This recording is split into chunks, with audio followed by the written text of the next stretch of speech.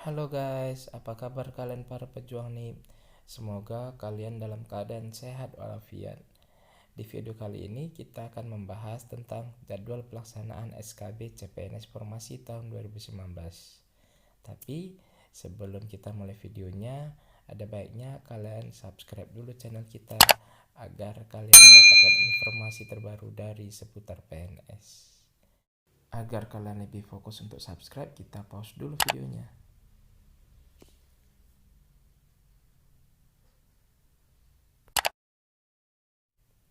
Terima kasih bagi kalian yang sudah subscribe channel kita.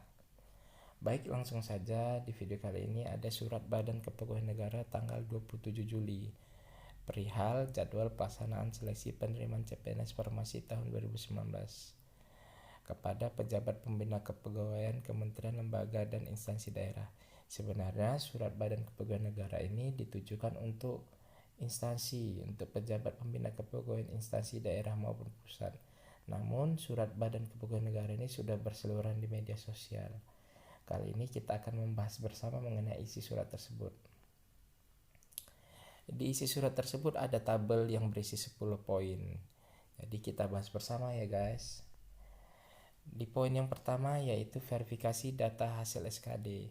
Nah, pada jadwal verifikasi data hasil SKD ini, hasil SKD yang sudah kalian lalui kemarin akan diverifikasi, kemudian akan dicari rankingnya.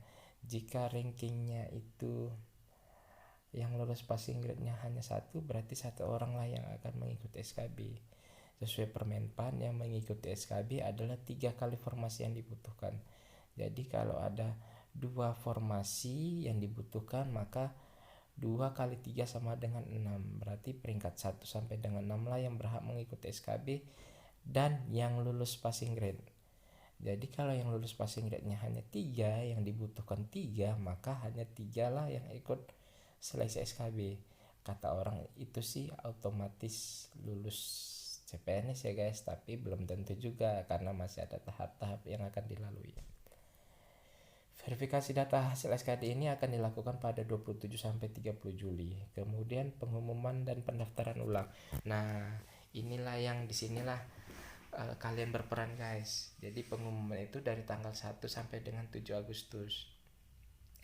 Jadi pada tanggal 1 Agustus itu kalian harus rajin melihat website instansi yang kalian lamar. Karena pada tanggal 1 sampai dengan tanggal 7 Agustus itulah pengumuman dari instansi untuk melakukan pendaftaran ulang. Jadi informasi dari yang saya dengar, pendaftaran ulangnya itu di login SSCN kalian masing-masing. Setelah kalian login, kalian memilih lokasi tes SKB. Nah, inilah ada sesuatu hal yang baru, memilih lokasi tes SKB. Kenapa dibuat seperti ini? Ya mungkin Badan Kepegawaian Negara mempertimbangkan pandemi COVID-19 ini, sehingga lokasi tes SKB bisa dipilih peserta. Jadi informasi yang saya dengar itu bisa memilih maksimal 3 kali lokasi tes. Jadi contoh, ada seseorang yang tinggal di Batam, dia mencoba, atau jangan di Batam ya, di Yogyakarta, yang bersangkutan mencoba instansi yang dilamarnya adalah kementerian. Nah, untuk seleksi SKB ini di Yogyakarta, jika ada kanre BKN, maka dia bisa mengikuti seleksi SKB di Yogyakarta, tidak perlu di Jakarta. Nah, begitu juga sebaliknya. Jadi bagi teman-teman yang ada kantor terdekat di rumahnya, di domisilinya, silakan memilih di lokasi terdekat, dan itu hanya diberikan 3 kali kesempatan untuk merubah lokasi tes. Jadi bisa menghemat biaya dan waktu ya guys. Kemudian pencetakan kartu ujian SKB.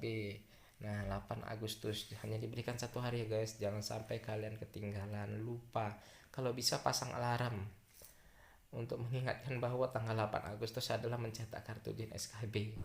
Kemudian penjadwalan SKB 10 sampai dengan 14. Nah, nanti di 10 sampai 14 ini kalian rajin juga melihat website instansi kalian itu di tanggal berapa ujian SKB-nya dan lokasi tes kalian di mana. Oh, ini nomor 3 ini biasanya masih dilakukan instansi karena 10 sampai 14. Di tanggal 18 lah pengumuman jadwal pelaksanaan SKB-nya. Nah, pelaksanaan SKB-nya itu 1 September sampai 12 Oktober 2020.